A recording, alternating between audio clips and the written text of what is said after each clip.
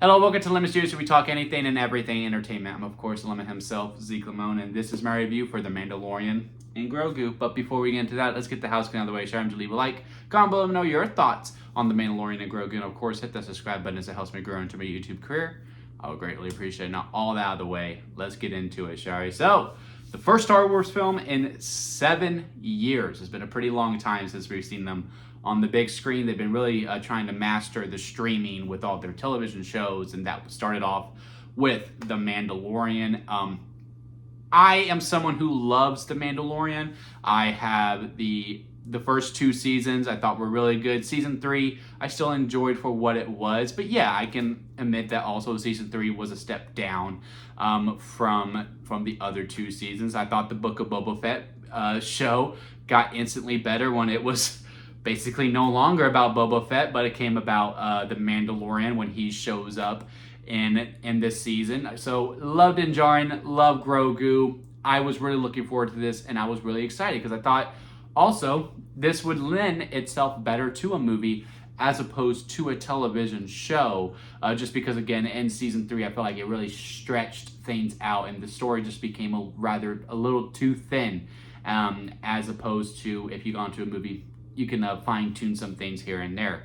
So what do I think about this film? Now, overall, I do think the movie is a lot of fun. I had a great time while I was in the theater, and so did my whole entire auditorium for that matter. I mean, we were laughing, we were clapping, we were going ooh, ah, like there was certainly magic within the theater as we were watching this. I mean, the cinematography is absolutely stellar.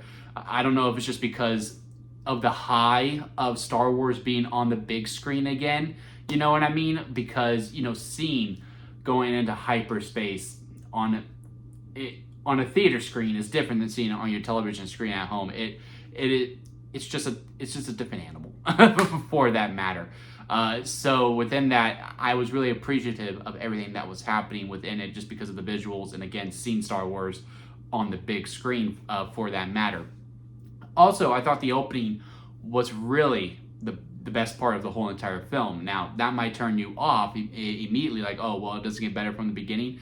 I still think overall the rest of the film is relatively entertaining. Like I said, I laughed throughout, my auditorium laughed throughout, and when the credits rolled, there was clapping. A lot of people clapped, so a lot of people did enjoy this film overall. But yeah, I do think the movie overall is chasing that opening. And the reason why that opening to me is so strong is because I felt like it went back to what I think Star Wars should be moving forward, okay? Because this movie is already super polarizing, and there seems to be this big debate about what is Star Wars now. Now, I'm not entertained by that debate whatsoever, but what I thought what made those first 2 seasons of The Mandalorian so special and so good, and why we hold it in such high regard, and why we hold shows like Andor in such high regard, is because it's not trying to be Star Wars during those seasons. It is, to use The Mandalorian, and we're just going to focus on The Mandalorian, it is a spaghetti western with a Star Wars coat of paint plastered on it, right? So it's this genre, it just happens to take place in the world of Star Wars. Oh, and we just happen to see people as we go along the way. Now, once Luke Skywalker showed up, then they're like, okay, now we need all the cameos galore. Okay, what can we take from the Clone Wars? What can we take from this? And this movie, it restrains itself from that. I really did appreciate that. Like, yes, you see Zeb in the movie, but we don't hear his name until later on, and it's not this big reveal like when he shows up.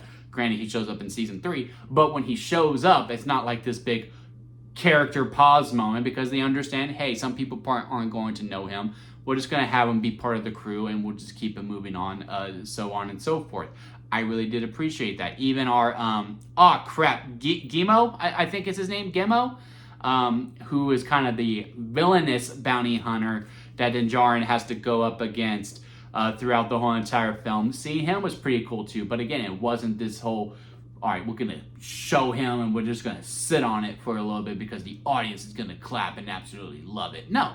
Again, they restrained themselves from that within this movie. And again, it kind of went back to that whole, hey, this is what The Mandalorian and Grogu is. it just plastered within the Star Wars universe, and I really did appreciate that. And the opening really communicated that from the get-go, and again, to me, was the absolute peak of the film.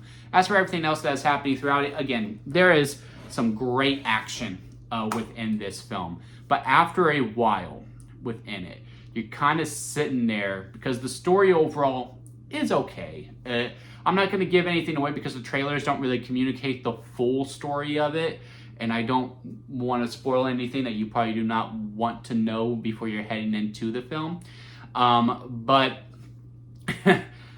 the story overall is fine, but the fight scenes are so epic and the music is so amazing that you're kind of sitting there waiting until you get to the next fight scene. It's kind of like the problem that people have with a musical movie called The Greatest Showman, is that, hey, the story is kind of okay, but you know, the musical numbers are so good that you're kind of just sitting there waiting on your hands on your knees, waiting for that next musical number. Same here, but with action fight scenes. Now, as for other characters that are in it, there's a lot of good ones throughout the whole entire film. I will give this one out because they're a pivotal role within the film, but the Hutts are in it, and I forgot what Jabba the Hutt's son name is. They only said it like 30 times throughout the whole entire film, so I should remember it. But voiced by Jeremy Allen White, he is a very interesting character, to say the least, because he's cool. You know what I mean? Like, I'm trying not to spoil anything, but you know, he's really cool with how he talks, or how his worldview is. He's nothing like his father in a lot of ways. Like, you are endeared by him. It's just the voice work. And you know, this is not necessarily a knock on Jeremy Allen White, because he can only say the lines and how he thinks he should say them, but it's up to the director, Jon Favreau, to be like, cut, that's good, or cut, why'd you talk like that? You know what I mean? And the way that the cadence is being talked with Zara, I think that's his name, I could be completely wrong, but the way his cadence is, it just comes off a little jarring at times within it. It's like this Dawson's Creek type of cadence within it, where he's like, yeah, I think I'm gonna stick around for a while. Like, very, you know, Californian surfer type. It's very, very on the nose with it too. And sometimes I really appreciate it, but sometimes it's like, just stop talking. I don't know how to explain it. Again, in some areas I really liked it, in some areas I didn't. Some areas he really lightened the film up quite a bit. In some areas I was just like, man, this voice is just really, really something. Again, the character itself I necessarily liked. It was just some of the voice work I wasn't the hugest fan of. But yeah, again, overall, this movie's fun. And honestly, that's what I expected going into the film. Now look, this is apparently the start of the new regime of Star Wars with Dave Filoni and Jon Favreau at the helm, kind of sharing it. If this is to be the case, I do think there is a fairness to have some caution within it, especially after hearing that they weren't the hugest fan of Andor. Now look, if Andor was your absolutely favorite piece of Star Wars, God love you. My favorite Star Wars is Rogue One still, which is by the same creators, right?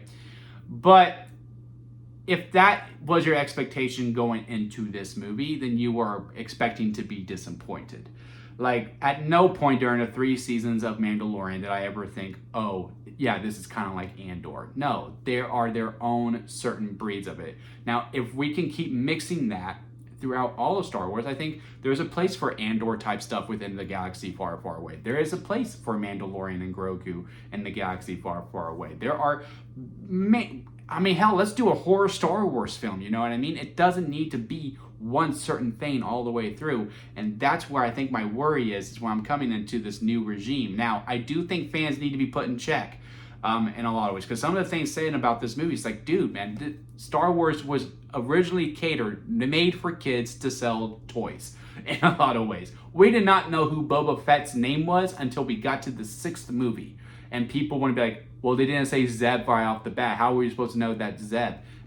That, when you get the toy, you know what I mean? But yeah, I'm about to go on a tangent. I refuse, but yes, I do think the fans need to be put into check when it comes to how they reveal their displeasure for the films, because you are more than welcome to not like this movie. This isn't your cup of tea. God love you. You know what I mean? I'm not saying, well, I liked it, you didn't, therefore you're wrong. No, I'm not going to turn this to a Last Jedi thing by any means, which I love. I love The Last Jedi. But, you know, yeah, like, let the people who do enjoy this film, which was a good chunk of people who do, enjoy the film and have fun with it, and don't be this gatekeeper like, this isn't what Star Wars should be. Yes, this has a place within Star Wars, but we should be mixing it up. Like, what I really like what we're doing with the DCU so far, granted is relatively new, is how the power structure is. James Gunn, who's the fan, and you know, he has all these bright ideas, but he's mixing up the genres as he's going. And then you got it's not Peter Safran, is it? I forgot who his counterpart is, but he's the one who's taking care of the financials. If we could possibly get a third person, because Jon Favreau and Dave Filoni are like really die-hard Star Wars fans, which I love. I think you do need some fandom if you're going to take over a franchise such as the galaxy far, far away. But you also need that person to be like, that's really cool, but what about the casuals? You know what I mean? And The Mandalorian really teeters on that line throughout the whole entire... There's this whole sequence within the movie where we just focus on this little guy, and I absolutely loved it. Like, I think it's about 15 minutes. And then we have like a 5-minute scene with him and the Babu Freaks that I thought that 5 minutes was like one of the best things I've seen the whole entire year. And I am not saying that with hyperbole. Like, I love the Babu Freak and and Grogu scenes throughout this whole entire film. But we also have a 15-second piece where it's just this guy. And, you know, it's just a puppet walking around for a good chunk of while. And I enjoyed it. But I can understand why some people would be like, this is the most boring part. There's no dialogue. There's no la-di-da-di-da. And that's where the teetering starts to come into play. So, again, I think we need someone to have that caution like, hey, you went 15 minutes. We probably could have gone 10, because I also think this movie is a little too long. I do think in a way we did get a highlight reel of what would have been season 4. Would have been a fun season 4 for that matter. I really did enjoy it. But especially with everything being expanded. But as I'm watching, I'm kind of going, okay, yes, this would have been episode 2. Okay, now we're transitioning to episode 3. Okay, here's what would have been episode 4, and so on and so forth, right? And within the intercutting of trying to blend these scenes together, because I don't know how the script was, excuse me, sorry, for that matter, but there was just a lot of dead time, and I could see people thinking this guy scenes were a little bit of dead time within it because they're trying to stitch some things together here. But overall, again, to me, the movie was fun. And to me, that's all the movie needed to be. And that's kind of what I expected going into it. I just wanted to have a good time within it. Now, is this going to restore my complete faith within Star Wars and hold this franchise to a higher level like I do a Marvel film? No, it's not. It's not quite there yet. I think there is a little bit of good rehabbing that we do have to do throughout. We got to look at this movie and see, hey, what worked, what didn't work, and then adjust from there. And, you know, with two really diehard fans at the helm, and after seeing the movie, I do have some caution going into it. But overall, again, I had a fun time, and that's all this movie needed to be. But the question is, let me know what y'all think about it down in the comment section. Where do you rank this within your Star Wars films? I had this rank at 8 when I ranked them on my letterbox. Out of the 13 movies, this is ranked 8th, which is right in the middle. So yeah, that seems about right when it comes to it. If I had to rank it on the lemon scale, it's a lemonade for sure. It's a fine movie, but it's not a movie I'm rushing out to go see again. I wouldn't mind seeing it again, but definitely not a movie that I'm like running to go see in a lot of ways. But yeah, comment below. Let me know your all's thoughts on it. Leave a like if you made this far in the review. I do greatly appreciate it. It is a little long, and I did ramble for quite some time. But yeah, leave a like if you made it this far. I do greatly appreciate it. And hit that subscribe button as I am trying to grow into my YouTube career. And don't forget to squeeze the days, guys, because life's too short not to give your all. So squeeze every opportunity that you can. Until next time, I'll see you here at Lemon Studios.